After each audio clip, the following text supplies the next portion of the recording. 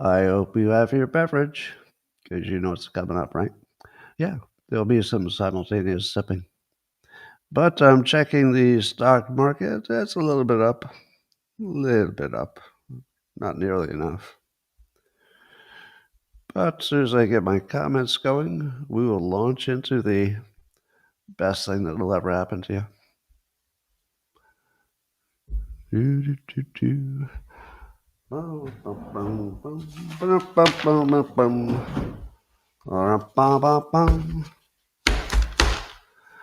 Good morning, everyone. And welcome to the highlight of human civilization. It's called Coffee with Scott Adams, and you've never had a better time. But if you'd like to take a chance on elevating your experience up to levels that no one can even understand with their tiny, shiny human brains, all you need for that, well, all you need is a cup or mug or a glass of tankard, chalice or stein, a canteen, jug or flask, a vessel of any kind. Fill it with your favorite liquid. I like coffee. And join me now for the unparalleled pleasure, the dopamine of the day, the thing that makes everything better. It's called the simultaneous sip, and it happens right now. Go.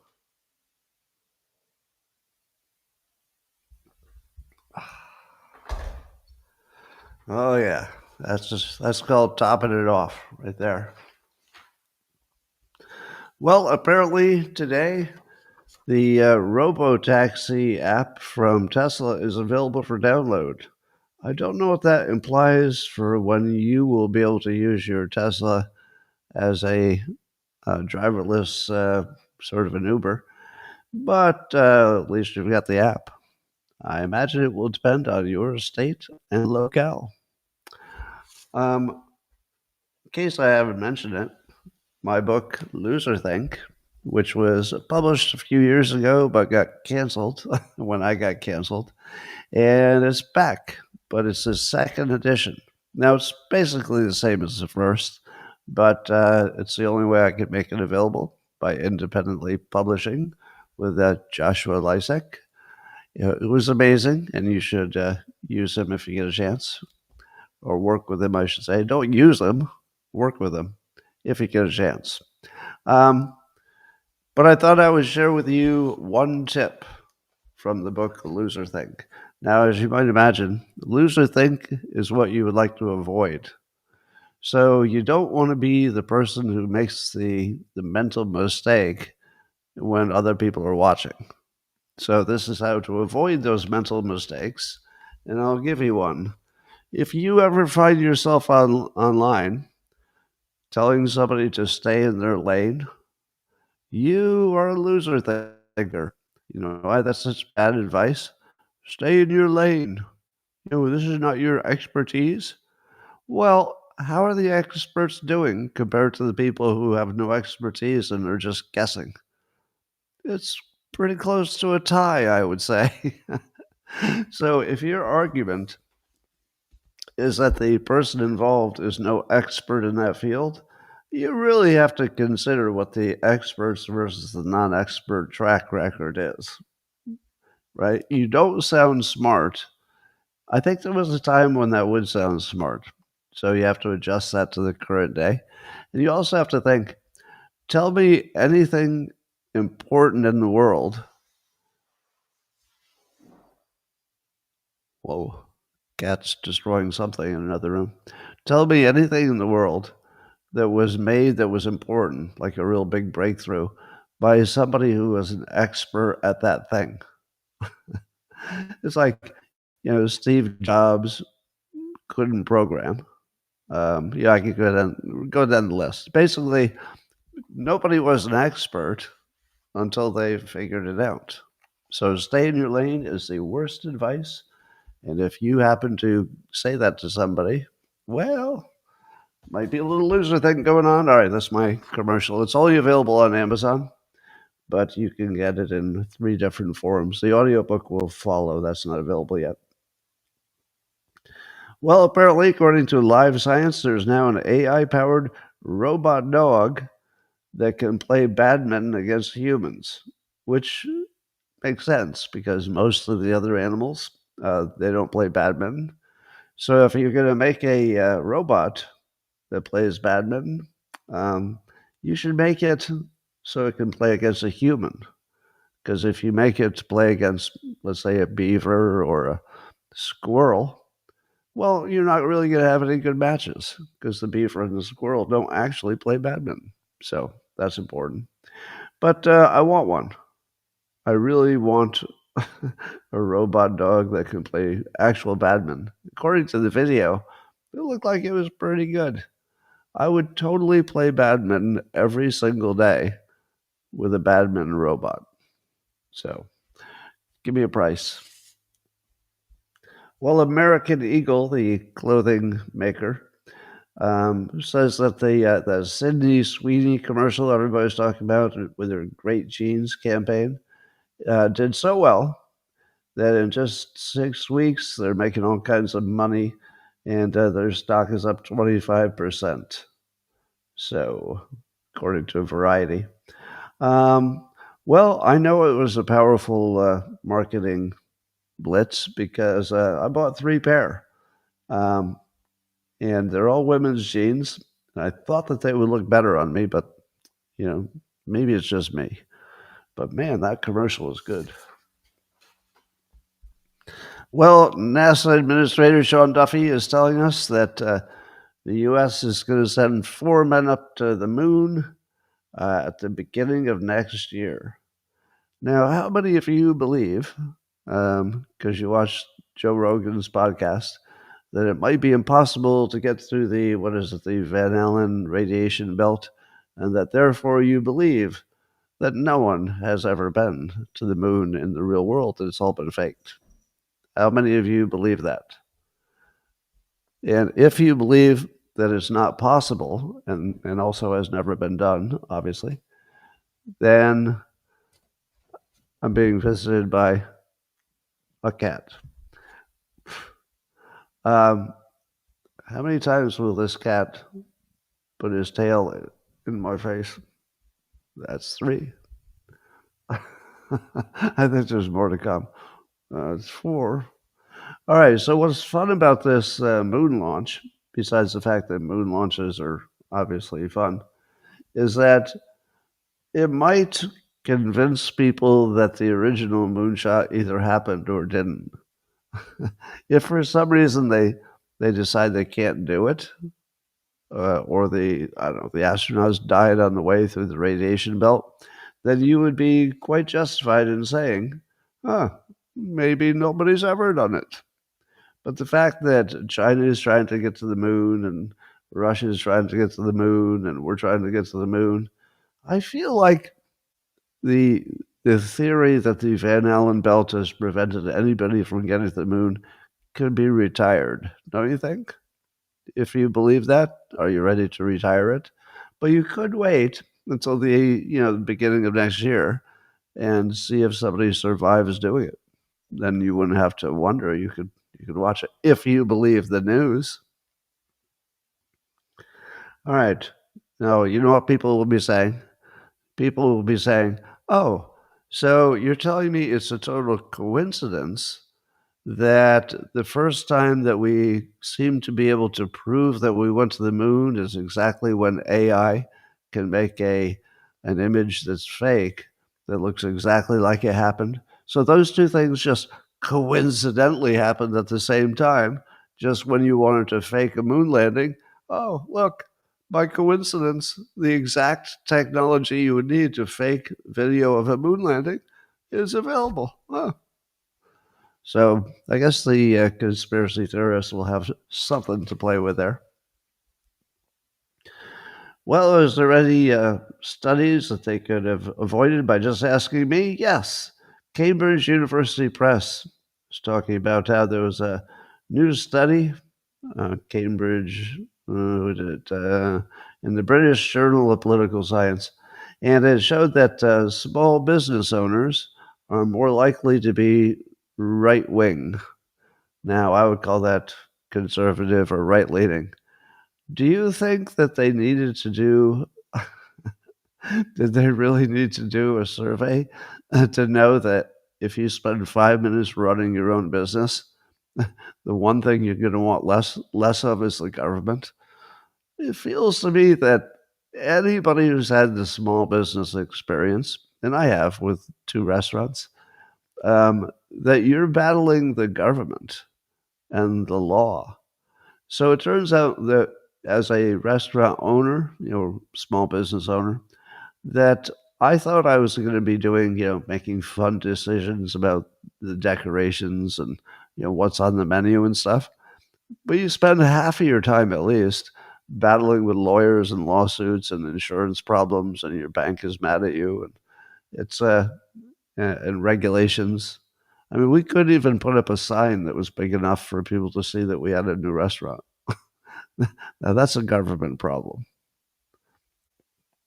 Anyway, uh, there's the most fun story in the news is that President Trump is fed up with Rosie O'Donnell, who, as you know, moved to Ireland, and she's living there right now. And so Trump has said in a Truth Social, he said, "Not a great American." Uh, uh, he says, "Because of the fact that Rosie O'Donnell is not in the best interest of our great country." This is the president of the United States talking about one person, Rosie O'Donnell, who's in Ireland. Is not in the best interest of our great country. I am giving serious consideration to taking away her citizenship. She is a threat to humanity. She's a threat to humanity. And should remain in the wonderful country of Ireland if they want her. God bless America.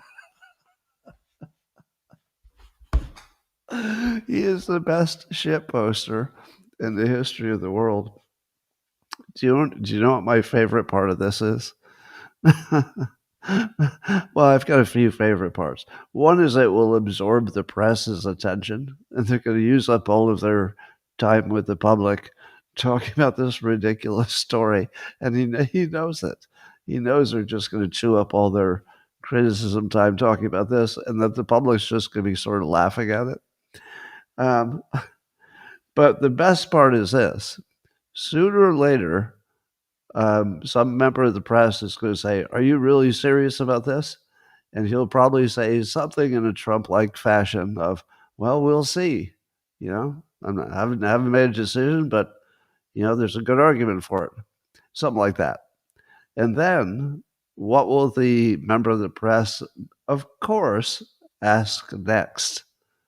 What would be the most obvious, guaranteed question that will come up if Trump actually keeps with this keeps with this theme? The question will be, are you going to consider taking away anyone else's citizenship? Do you see the trap yet? And then when they say, "Are you going to do that to anyone else?" What would be his answer? Only Rosie O'Donnell. Boom. And the prank is complete. The best troll in the history of trolling. Jonathan Turley helpfully points out that the president cannot take away somebody's citizenship, which makes it even funnier because I'm sure he knows he can't do it. And if he tried, I'm sure he knows the courts would, throw it out. So the fact that this is even a story is just the most wonderful troll, just good presidenting. The president knows that entertaining us is part of the job. No, I don't think any other president has ever understood that the way he does. That if you keep us entertained, we're more likely, to be on your team. It just works that way. We like to be entertained. Well, speaking of entertainment, over in Ireland, Conor McGregor is trying to get some things changed in their system so that he could be possibly nominated to run for president of Ireland. Now, apparently, president of Ireland is, kind of a ceremonial position. It's not so much a powerful position. But I believe that Conor wants to champion the idea of closing down excess immigration into Ireland because it's changing the character of Ireland. So he might be able to do that from the president's office. Now, I asked Grok, and he said it was unlikely that he would be able to beat through the nomination process because it requires people who are already elected, I guess, some number of them to agree. So it's not up to the public. It's not like our system where if enough voters want him to run in the primary, that he's the candidate. They have some other system. So he's got looks like he's got a petition going to see if he can get the system changed so that he can be on the ballot. But what I would like to add to this conversation is that although he has many, many drawbacks, as in people have strong opinions about him, he's been accused of sex crimes, and he's got sort of some baggage, if you know what I mean. But do you think it's impossible for someone who's accused of sex crimes to become the president of a nation? Well, I think it might be. But here's the part that I think is the hidden magic. Conor McGregor is a student of success, meaning he's known to absorb a great deal of, let's say, practical advice about how to be successful at anything, and that helped him win, his titles, etc. He is probably studying Trump, has probably read his share of materials about how to be persuasive. His his coach has absorbed some of my materials, and I just noticed this morning that Connor follows me on X. So and I guess he's also he's referred to the book The Secret, which is sort of an affirmations kind of approach. So I believe he's sort of an affirmations guy, which would just be, one small corner of the process for success. He's a systems over goal guy. He's a talent stack guy. And even though the deck is stacked way against him, even getting nominated, much less get elected, the level of specific talent that he brings to that domain should not be overlooked. He's got some superpowers in his toolbox. He's not Trump. There's only one Trump. But I guarantee, without knowing it, I don't have any special knowledge, but I guarantee that he's studying Trump to figure out what works. And that, unlike maybe other observers, he might figure out what works. So don't count him out. Anyway, President Trump is reportedly, according to Axios, expected to ask the Supreme Court to reverse the E. Jean Carroll verdict. Now, that verdict was a civil, not a criminal trial, if I'm correct. I'm terrible at all the legal topics. But I don't know what, in what I read, I didn't see the argument. So I didn't see what argument they would propose using to have that reversed, unless the argument is that it was so obviously contrived as a political move that even if they crossed all the T's and dotted all the I's to make it legal, it might be just so obviously a plot to keep him out of the presidency, as opposed to a more legitimate Department of Justice action, that it might be reversible. I didn't know you could even take the civil cases to the Supreme Court, and I also don't know what I'm talking about. But if they're going to argue that it wasn't like a legitimate thing to even look into, that might be a strong argument.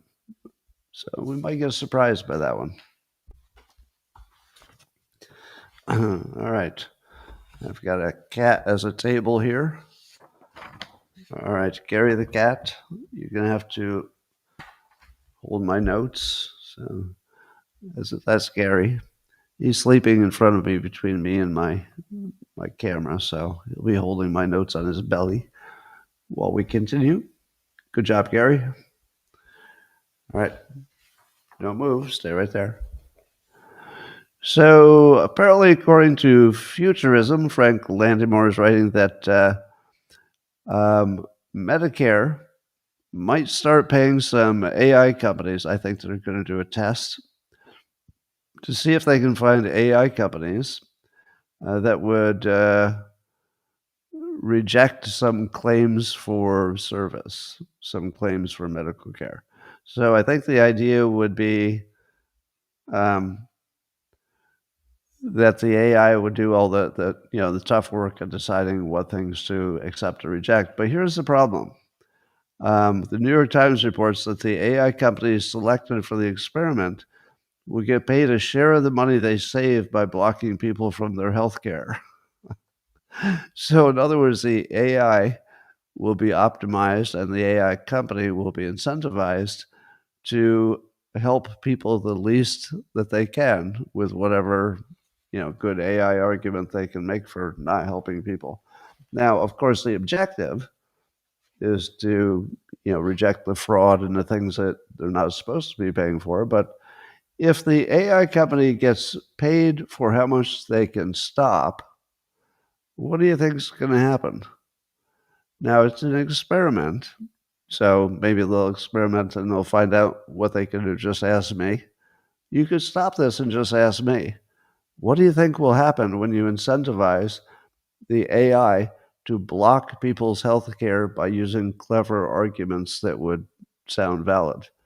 Well, it's probably not good because you probably want to err on the side of allowing more than you should, because there's nothing perfect. You don't really want a system that errs on the side of denying more than it should. And I think the AI would obviously be that. But here's the fun part. At the same time, there's that story. CBS News is reporting that there's some healthcare companies that consumers can use to fight against the denial of service.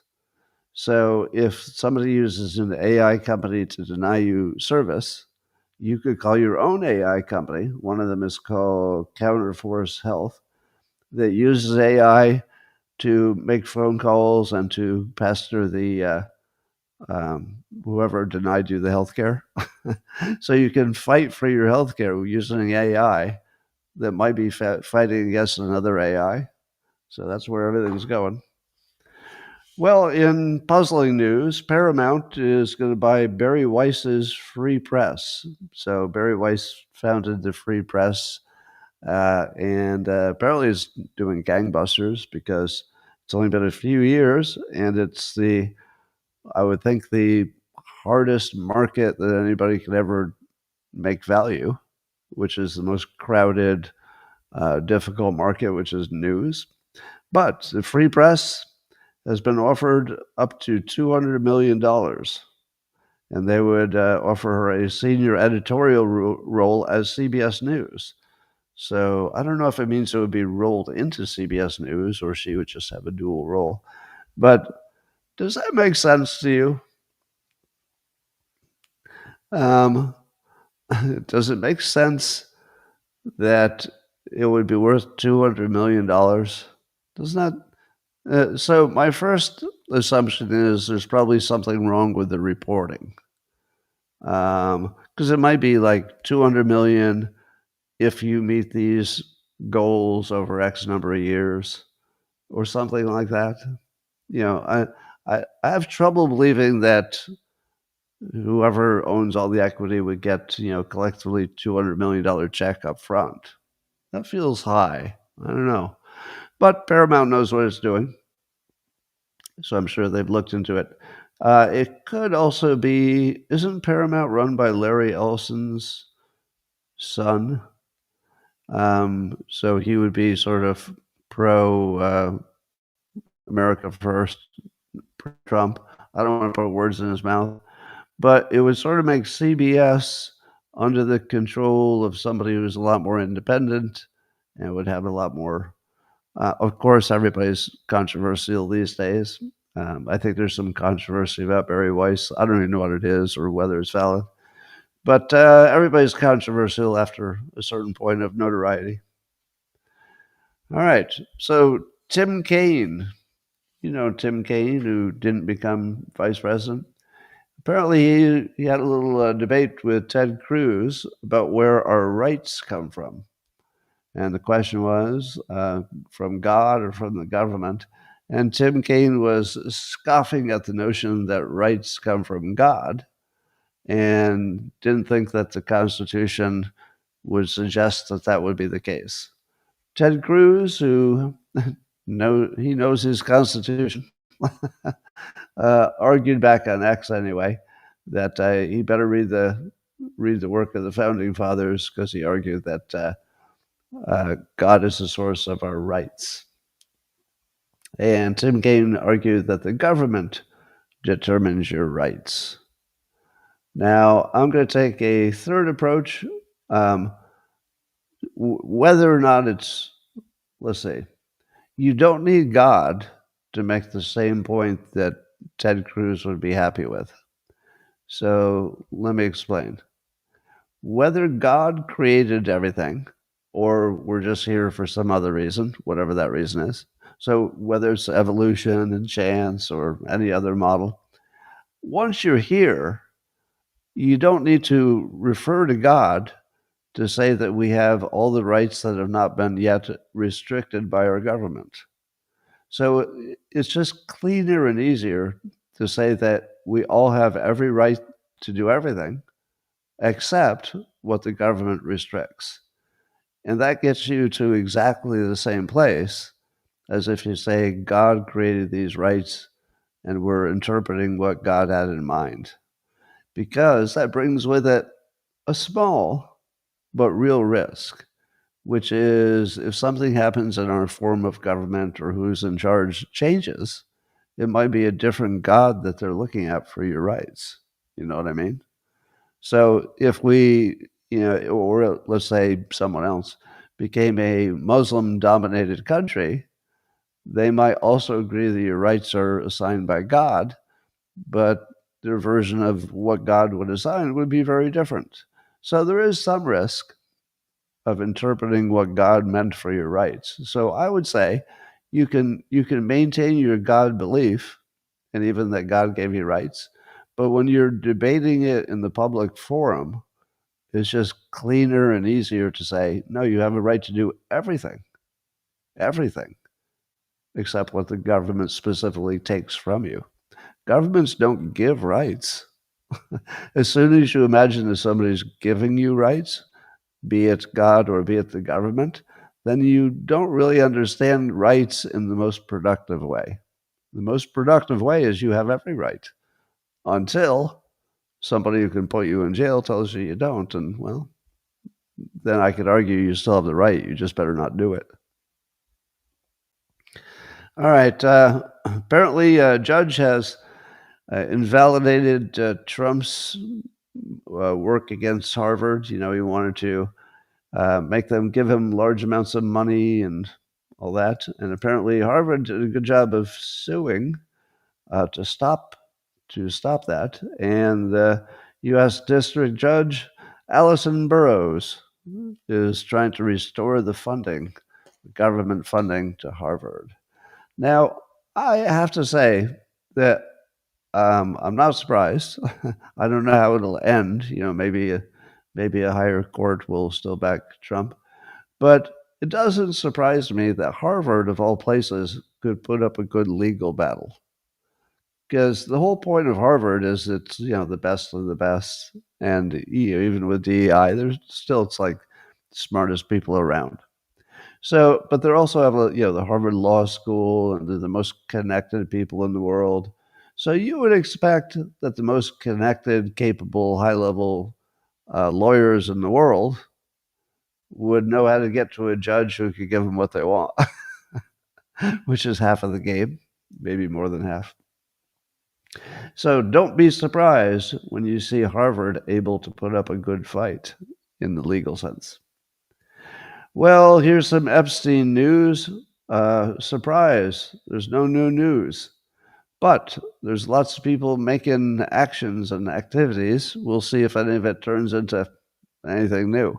The latest is there's a small group of, well, I don't know how small, maybe a dozen or more, of Jeffrey Epstein accusers who seem to be getting organized at the moment. And they made an announcement, or one of them did, that maybe the victims should put together a list of the people who were the regulars on the island. Now, I heard one of them say that she had been victimized as many as 3 times a day as a minor, and that, just heard horrible things. And it was every day, and it was continuous, and lots of people were involved. Now, one of the things preventing any of them from naming names might be that they'd all signed, let's say, settlements in court, because there was some large amount of money for settlements, and they're just not allowed to talk about it without risking losing whatever substantial money they got. And so that's part of it.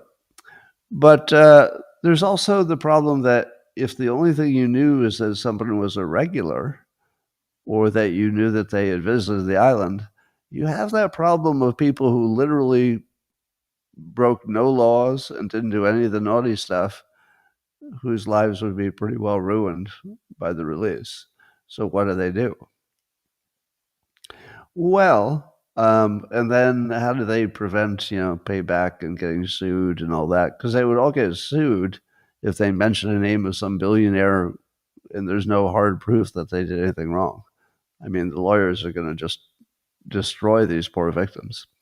So I think, was it Marjorie Taylor Greene and maybe somebody else were noodling with the idea that they would be the ones who would read them out loud, because if you do it in the House floor, apparently there's some kind of law that gives you legal immunity, so that you can say any damn thing, in that specific context, and nobody can sue you. So they need a way to get the names out that won't get them sued. And so they might pull together names, give them to Marjorie Taylor Greene, and have her read them. Now, Marjorie Taylor Greene then would have the problem of, being the agent of possibly ruining the lives of people who got pulled into something that they didn't quite know what it was about, but maybe didn't do anything wrong. So how do you handle that? I don't know, but I would like to suggest the following. It shouldn't be one list. If they pull together something, it should be something like, here's the people that we have a living human who says, I watched it, or I participated in it, or I was the specific victim, or I walked into the room and saw it, or my best friend described it to me and I knew it was true. So that should be one list. But the other list should be people who had maybe visited or associated, but there's no accusation. So it might be the accused list, and then literally called the not accused list, because that would at least give the people on the not accused list the easy out. Say, just look at the news. I'm on the not accused list. It literally is the not accused list. So leave me alone. So that would probably be, even though that's not enough, the best you could do. Yeah, you need to give the people who don't have a real hard accusation with a witness or something, you need to give them some kind of constitutional protection in this situation. And I think just clarifying that there's 2 sets of people, the ones did some bad stuff, and the ones who just sort of were around. You got to make that distinction. I hope they do. Anyway, who knows if that will even go anywhere? Nothing else has.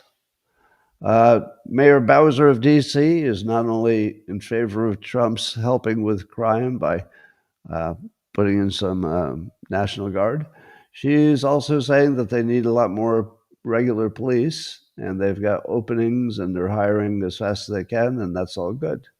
So Muriel Bowser, good job, and not being ridiculous. So somebody So many Democrats act in ways that are just ridiculous, except to the farthest left people, that we might be seeing a little bit of a movement back to the middle. You've already seen that, right? The Bill Maher's and such saying, we're going to need to get back to something more reasonable. David Axelrod was on CNN saying the same. He said the right answer to this whole crime stuff is, quote, we'll take all the help we can get as long as it's appropriate and it's stuff that will really help. Send us the resources we need. We want to work with you. Exactly. So this is Axelrod with good advice for his team, which is you need to stop acting like you're pro-crime. That's my version of it. But his version is, why don't you act a little bit more like you're legitimately anti-crime, if I could paraphrase it. I would give you the additional advice. Here's my advice. Don't join any group that needs that kind of advice. Don't ever join a group that needs to be advised to not take the side of the criminals. That's the best advice you'll ever get. Well, there's a whole bunch of employment and job numbers coming out, and they don't look so hot. They're not terrible, but they're moving in the wrong direction. Don't know if that's because all our numbers are bad and nothing's reliable, or because, I don't know, weather sometimes. Maybe because of the threat of tariffs, so it might be temporary. I don't know. But let's see. For the first time, the unemployed workers outnumber the number of jobs since 2021. But, 2021 wasn't that long ago. So the Hill is reporting that. And then what? The open jobs fell down a little bit, but I don't know that our numbers are that accurate. We can tell that things move a little bit. Yeah. So anyway, then jobless claims were up to 237,000. They thought it would only be 230,000, so that's a little bit worse. So all the job stuff is a little softer, and some of the oil companies have announced that they're cutting. ConocoPhillips might cut 20 to 25%, but that's coming off a few high years because oil was expensive, and therefore they had big profits during the original Ukraine situation, but things have settled down there. And a couple other oil companies are looking to make pretty big employment cuts. But if you put it all together, because the economy is a weird thing and not as predictable as common sense tells you it should be, that might be the reason that the interest rates get cut. Because generally, if employment is looking bad and inflation is somewhat under control, that's when you get the rate cuts. And when you get the rate cuts, that's really good for the economy and really good for the stock market.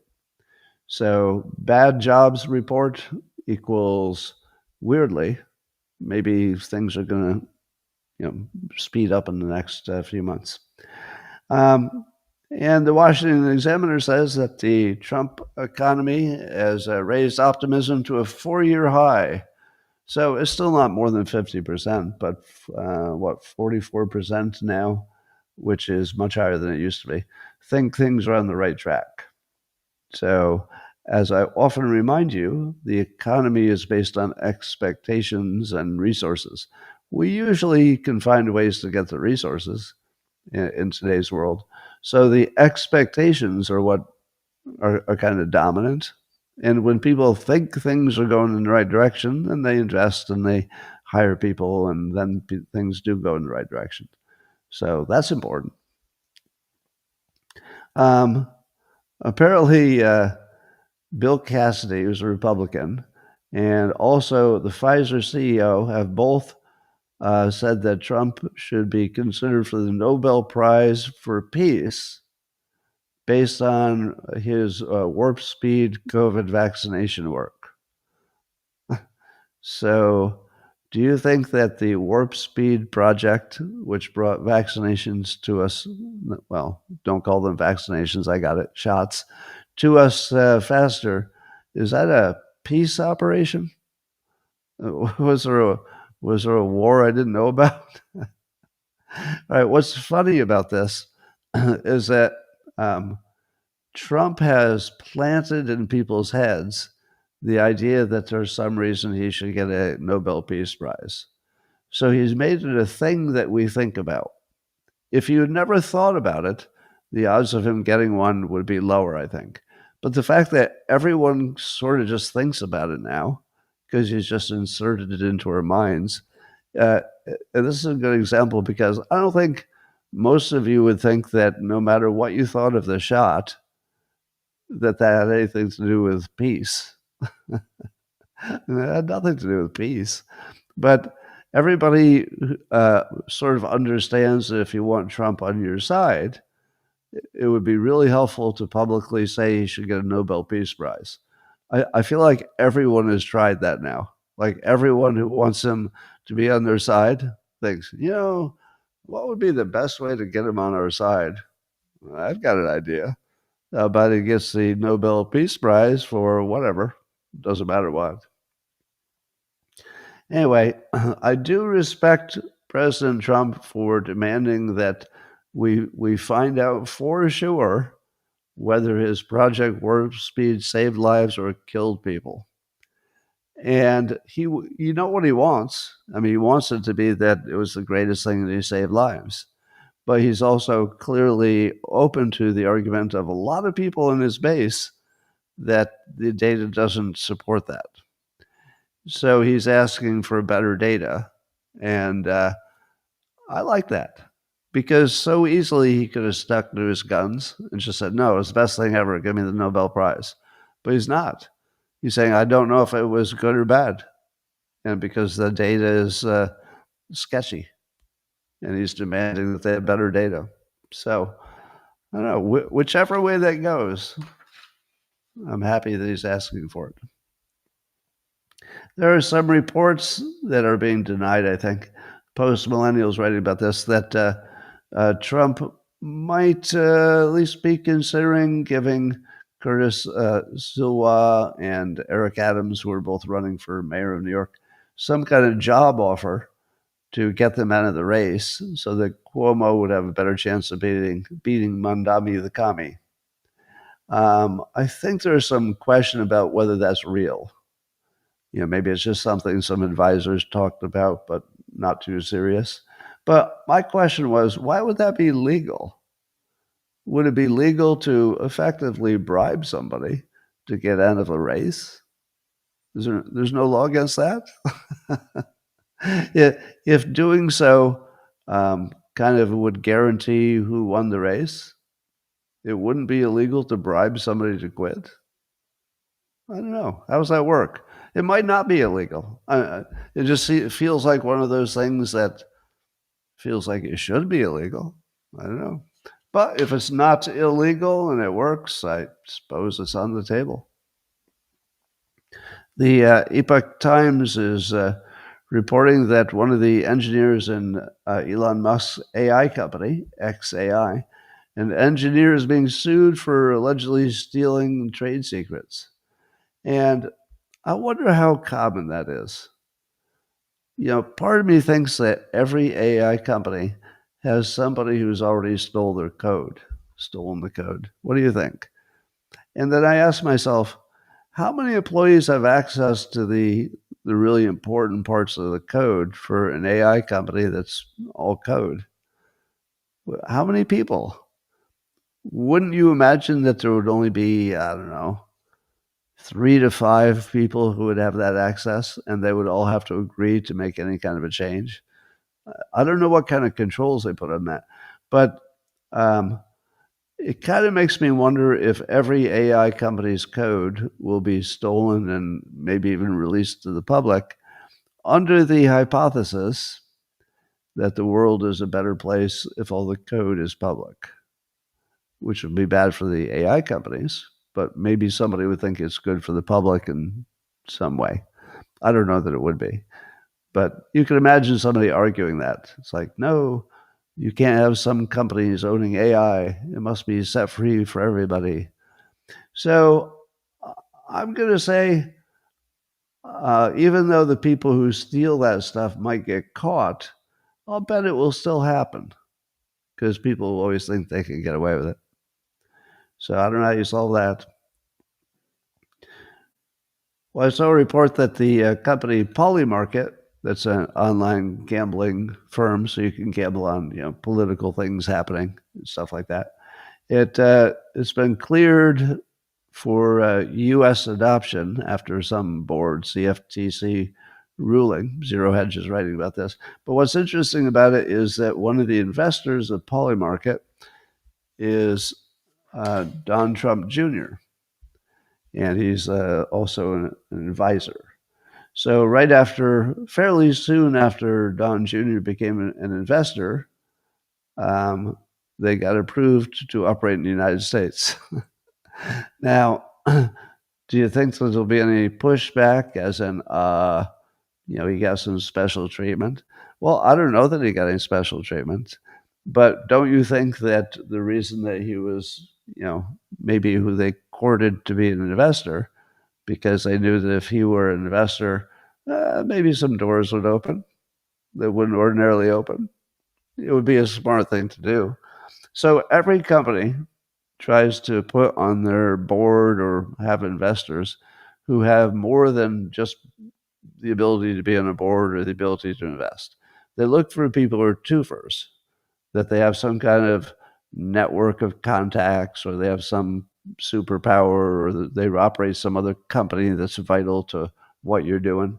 So it's the most ordinary thing in the world to have investors and or board members who can give you that extra, that extra advantage. It's all legal, but it made me wonder this: if you're Don Jr., isn't every single serious company in the world some kind of a conflict of interest? Like everything? If Don Jr. had invested in NVIDIA or been on the board of NVIDIA, wouldn't that look like some kind of conflict of interest? It would look like it. And almost anything he touched, whether it was a defense business or an AI or one of the platforms, just about anything he touched, somebody would say, now that you're involved, the government's going to give them some big contracts and stuff. And I don't think it should be illegal for a non-elected family, just a family member, to be blocked from doing ordinary things, as long as it's, somewhat transparent. Like everybody knows who Don Jr. is, right? So, and if it's a public fact that he invested in it, and it's a public fact that it got allowed to do business in the U.S., that's all you can do. It's probably all you can do is just make sure everybody knows. I don't think you should make that illegal. If he were elected to office, if he were the one in office, then yeah, maybe. But unelected people, even close family members, I don't know. Seems too far if you block them from doing things that are ordinary business. Well, the story of the Venezuelan drug boat that got blown up by the U.S. military, and that happened the other day. And it made me wonder, how much of the ocean can we survey? Do you ever wonder that? Was it pure luck or some kind of tip that allowed them to catch this one particular boat? Or do they have some kind of advanced technology that they can see everything and they know where all the smuggling boats are, and maybe they act on the ones that are actable? So I asked Grok to estimate what percentage of the ocean around Venezuela they could actually monitor somewhat continuously.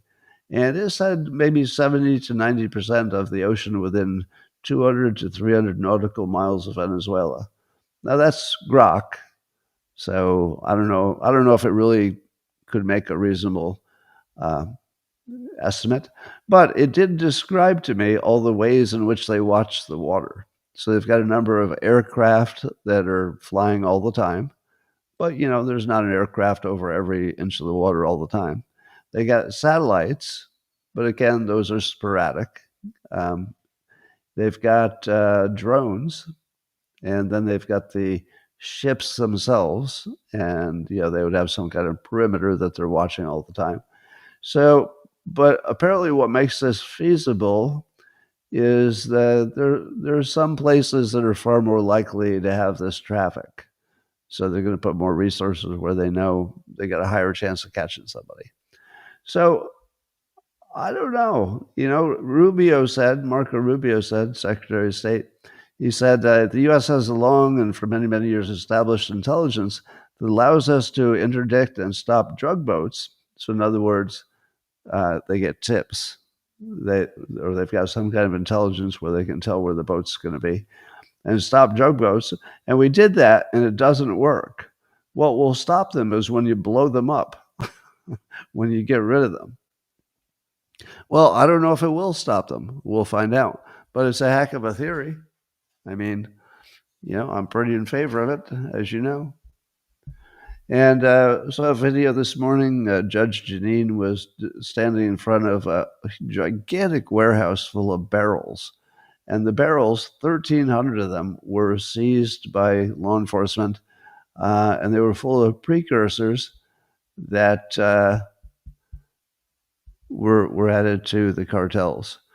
1,300 full-size barrels.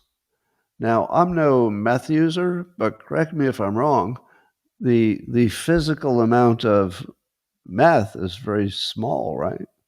So these are just precursors. It's not the meth itself. But 1,300 barrels kind of suggest, I would think that would be all the meth that the entire country would use for months. I mean, I'm kind of wondering if that will actually make a difference. Like people will notice it in their supply and demand. But that's a big deal. So the Trump administration is getting pretty hardcore on this stopping the big dealers. And at the same time, maybe looking at dropping the scheduling for marijuana. So I do kind of like the idea of going easier on the users and harder on the dealers of the hard stuff. According to Newsweek, there's a surge in employees who are testing positive for fentanyl. So even though the number of OD deaths is going down for fentanyl, there are more people apparently using it. One of the reasons the deaths are going down is because they got Narcan, so they can save you when you're on death's door. But a lot of employees are taking stuff, apparently, that have some fentanyl in it. I don't know if they know it. They might not know it, but that's a huge problem. All right, here's an interesting story. According to Fox News, Pilar Arias is reporting. So the FBI did something called Operation Box Cutter and indicted 22 Chinese nationals and companies for fentanyl precursors. 22 Chinese nationals and companies. So companies. So Kash Patel says they've seized enough fentanyl to kill 70 million people, and they targeted the fentanyl at its source, which is what we've always wanted them to do, right? And that led to identifying some companies in China that were making the chemicals that were precursors. But here's the thing that just frosts me. That the companies in China that were making the precursors were openly advertising it. That they were making precursors for fentanyl for the cartels. So according to this story, the chemical companies were openly marketing and selling the precursors used for fentanyl, cocaine, and heroin. And so apparently they've indicted Chinese companies So the FBI knows the name of the companies and he's indicted them. What happens when you indict a Chinese company? Nothing, right? It's not like the Chinese company is going to say, "Oh, okay, you we uh, we throw ourselves at the mercy of the American justice system." They just ignore it, right? Because it has no impact on them in China. So I would imagine that nothing will come of this unless there's something about this I don't understand. But indicting them shouldn't make any difference at all. They'll just keep their signs out and keep advertising what they're doing. And obviously, the government of China knows what they're doing and is allowing it, obviously. So here's what I think. I think that now we have enough information, since we know the exact companies and we know they were operating openly, that it's time to embarrass President Xi until he can't stay in office, until his own people remove him. So I think he should be embarrassed at being the world's biggest drug dealer. Now, that might not be the answer, but the thing is, at some point, you can embarrass Xi out of office. And I don't know that Trump should do it necessarily because he's got to talk to him, but the world could do it. And President Xi, I think you could accurately say, is the world's biggest drug dealer. Now, that doesn't mean that we're going to treat them like a cartel for all practical reasons, but we could refer to him that way from now on. So to me, President Xi is the biggest drug dealer in the world. It's the most disrespected thing you could ever imagine. And it's humiliating to live in a country of China and have your leader be the biggest drug dealer in the world. So it's sort of the Venezuela problem, isn't it? So here we assume that she could shut down those companies anytime he wanted. Florida is going to maybe, assuming that they vote for it, it looks like they will, end school vaccine mandates. I don't know if that's a good idea. I understand the argument. You should have freedom and choice about what gets put in your body. I get it. This is a strong argument, and I won't argue against it. What I will point out is it's kind of nice that we have states that will try different things, because maybe in several years we'll say to ourselves, "Well, that was a brilliant idea, Florida. We'll all follow your lead." So I like the fact that it's like a laboratory, you know. So I don't have an opinion on it. We'll just watch it, see if it works.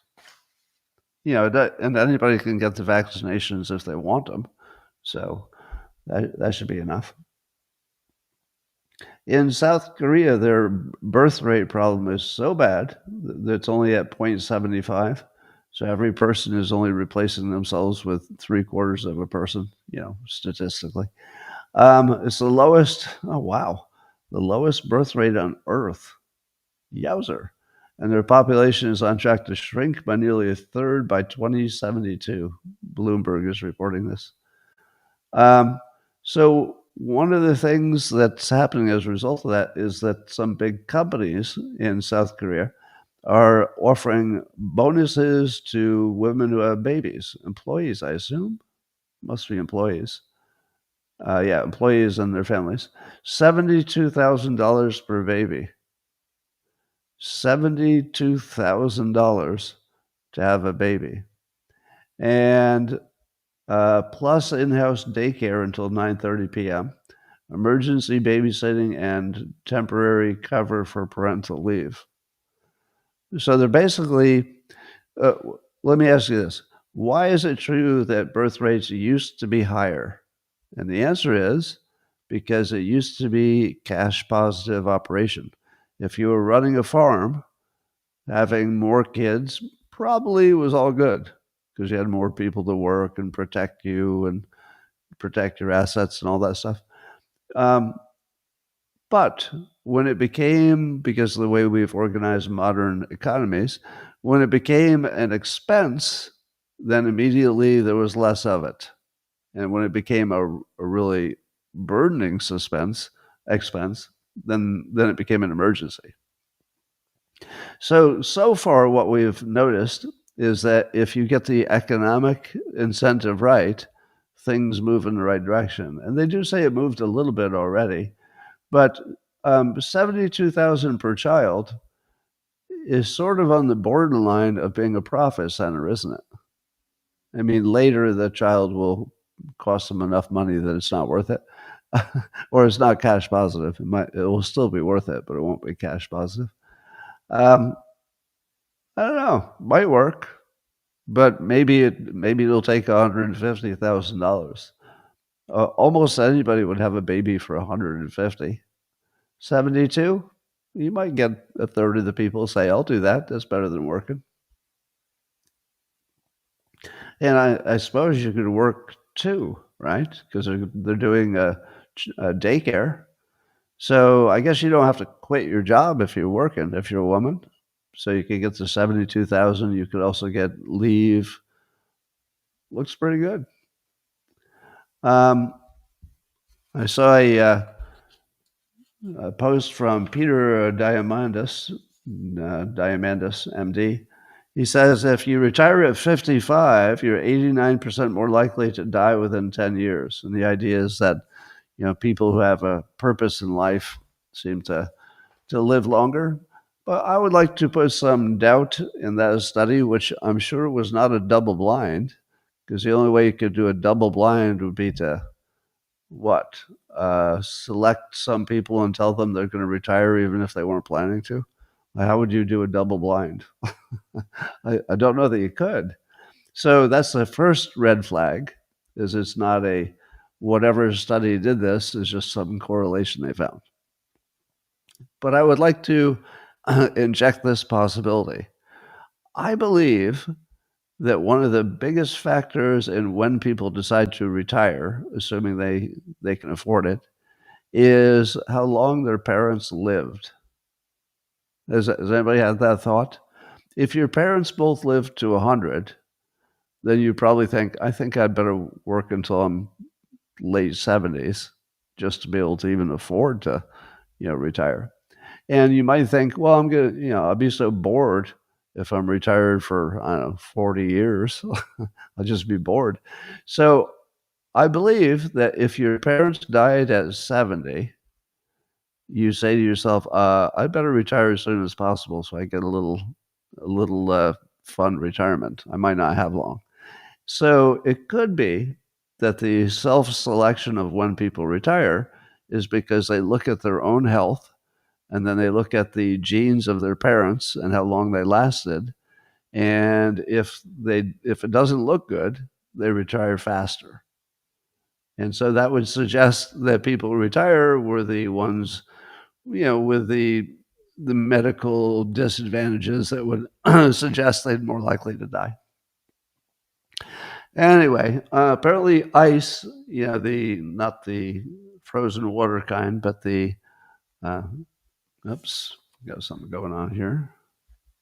The ICE people who guard our borders or go after the immigrants who got through the borders. Apparently, they are now going to use an Israeli-made spyware that can hack phones and encrypted apps. Guardian is reporting that. So it looks like it can just slice through just about any kind of protection. And it's from Paragon Solutions, and some say it's the strongest weapon of its type. Are you comfortable with anybody, whether it's even if it's in Israel? Are you comfortable that exists? That there's a known piece of spyware that can basically puncture everything? Terrific. As I've been saying for a while, your privacy is purely illusionary. Illusionary? It's a pure illusion. Yeah, and I like to say this until it sinks in, until everybody agrees with me, that the only privacy you have, the only protection you have in your privacy is being uninteresting. Nothing else. If you're uninteresting, and that would be uninteresting to law enforcement because you didn't do any crimes, uninteresting to your neighbors because nobody saw you, cheating on your wife, nobody saw you, I don't know, doing anything interesting. So as long as you remain really uninteresting, you've got all the privacy you'd ever want because nobody gives a shit what you do or even who you are. But the moment you're doing anything interesting, say you're a Fed governor, just to pick one example, then people are going to find out everything they need to find out about you. You know, sometimes critics and enemies, sometimes law enforcement, but you don't have any privacy. You have only the ability to be uninteresting. And it's been that way for a long time because the government could always get some kind of warrant to look into your stuff. Anyway, that, ladies and gentlemen, is what I wanted to say. If you just joined late, I remind you that the second edition of Loser Think, my book that teaches you how not to evaluate things, you know, what mistakes commonly people make, arguing online especially. It's basically the same as the first edition, but I had to republish it independently with Joshua Lysek because I got canceled worldwide. So it wasn't the book itself that got canceled, but my publisher canceled everything I had. And people were saying, Scott, can you make that one available again? Because it's quite popular.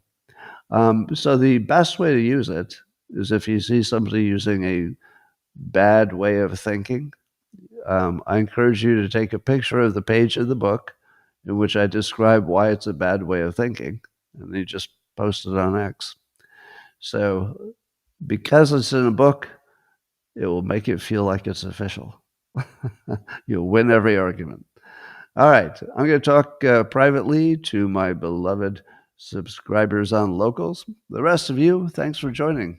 You'll only see me for another 30 seconds before I go